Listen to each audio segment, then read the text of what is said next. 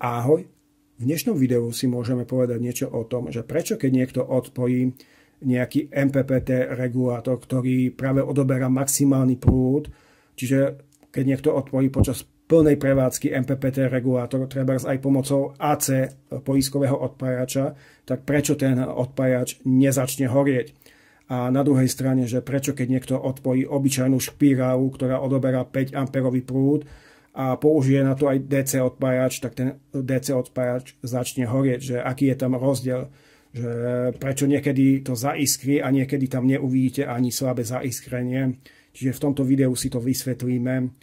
Námed na toto video som dostal vtedy, keď som sa snažil analyzovať takýto deon. Ja to chcem použiť ako central stop pre moju fotovoltaiku. Takéto deóny sa dajú ovládať externe cez nejakú cievku, čiže keď tá cievka stratí napätie, tak sa to celé vypne. Tá cievka môže mať odber menej ako 100 mA, respektíve 100 mW, čiže je to úplne zanedbateľný odber. A fakt to môže byť veľmi, veľmi bezpečné zariadenie. No lenže ako som sa snažil to analyzovať, že aké je to rýchle a tak ďalej, tak som nedokázal zachytiť ani pomocou 120 Hz snímkovej frekvencii na mobile, tak som nedokázal zachytiť iskrenie pri odpojení. A ja som nedokázal pochopiť, že prečo je to tak. Preboha, že je to predsa 200V napätie, ja mám 200V napätie na prázdno, viac ako 200V a nebola tam absolútne žiadna iskra. Samozrejme, za to nemôže deon, za to môže celkom iný faktor. V tomto videu si to povieme, že čo sa tam deje. A to video o tom deóne si môžete následne pozrieť, potom ho niekedy zverejním. Uvidíte, že aké je to rýchle a uvidíte, že či sa to dá použiť ako odpájač ešte pred poiskami alebo za poiskami. Čiže keď sa odpojí tento deón cez nejaký central stop alebo treba aj manuálne, tak potom už si môžete tie poisky odpájať ako chcete. No dobre, ale to až v ďalšom videu. V tomto videu sa pozrieme na tento odpájač. A si vysvetlíme, že ako je to možné, že niekedy to funguje a niekedy nie. Teraz si môžeme ukázať, že aké parametre má tento poiskový odpájač. No samozrejme, ja tu mám DC poisky a všetci vieme, že na čo sú dobré takéto poisky, že na nič, lebo jednoducho keď sa pozriete na tie parametre, ktoré udáva výrobca tých panelov, tak zistíte, že skratový prúd je len o niekoľko percent vyšší ako nejaký nominálny prúd. Čiže z tohto dôvodu takáto poiska sa nikdy nemôže prerušiť.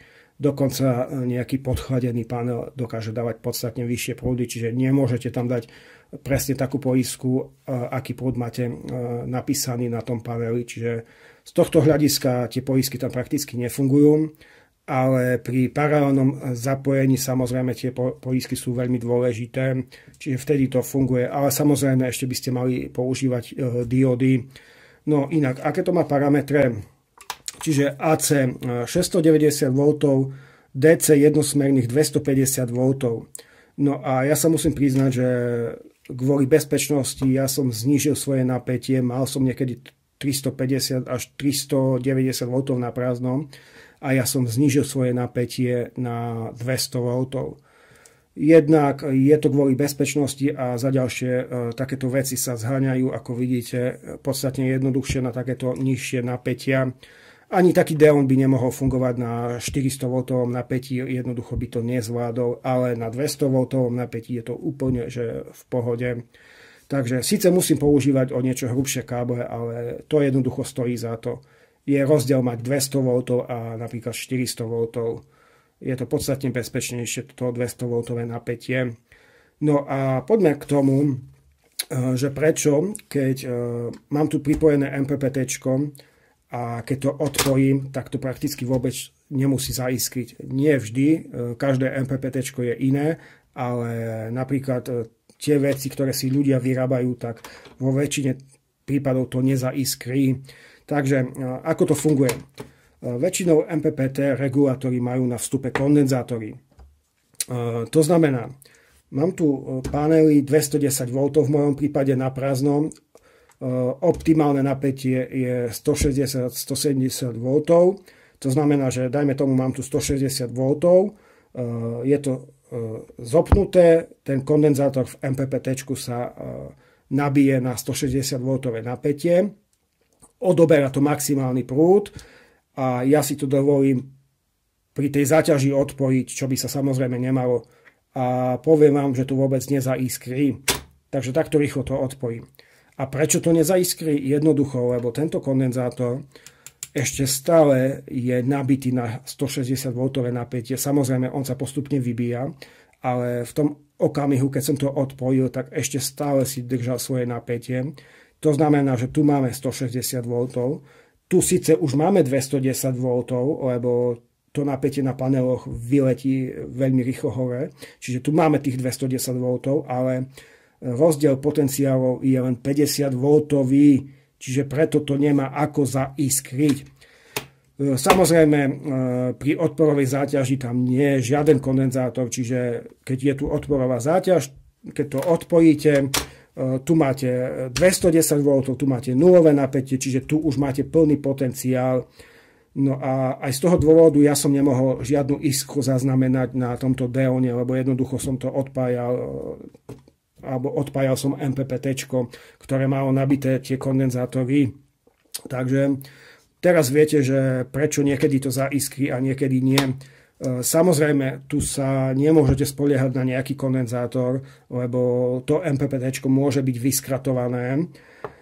Sice väčšinou tie MPPT majú v sebe relé, ktoré sa vypne pri nejakej poruche, čiže sa to odpojí, ale nemôžete sa na to spoliehať, že to MPPT je nabité na nejaké napätie.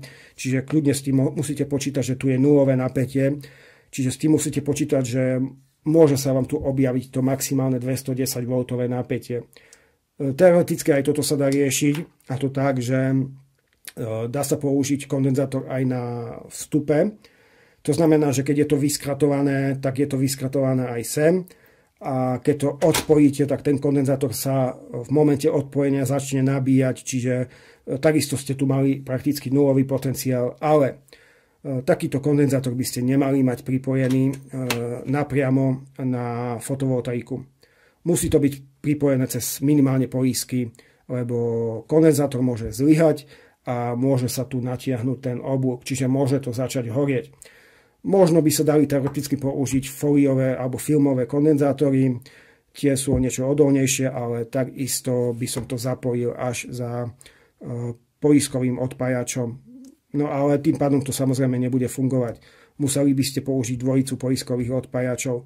V mojom prípade si dovolím použiť pravdepodobne takéto kondenzátory, aj keď to nie je nevyhnutné, lebo tento deón zvláda tých 200 V, ale ja to budem mať zapojené asi tak, že budem mať poiskový odpájač, a následne tam dám možno ten kondenzátor s nejakou väčšou kapacitou a následne tam dám ten deón. Čiže ten kondenzátor je chránený tými poiskami. No a samozrejme za deónom idú ešte potom prepäťové ochrany, ktoré si budem vyrábať, no ale to až v nejakom ďalšom videu. Takže ešte raz si to zrekapitulujeme, že prečo niekedy to zaiskrí a niekedy nie. Jednoducho záleží na tomto tu potenciálnom napätí. Keď tu máte kondenzátor, tak to potenciálne napätie je podstatne nižšie. Keď tu nemáte kondenzátor, to znamená odporová záťaž, tak tam máte plné sieťové plné napätie, ktoré máte na paneloch. Čiže na to myslíte, že kedy to odpájate, za akých okolností. Každopádne nikdy by sa to nemalo odpájať pod záťažou. MPPT regulátory majú vypínacie tlačidlo. Moje regulátory majú miesto vypínacieho tlačidla kontakt na nejaké čidlo teplotné a keď sa to čidlo vyskratuje, tak do 1 sekundy sa to vypne. Čo je relatívne dlhý čas, ale lepšie ako nič.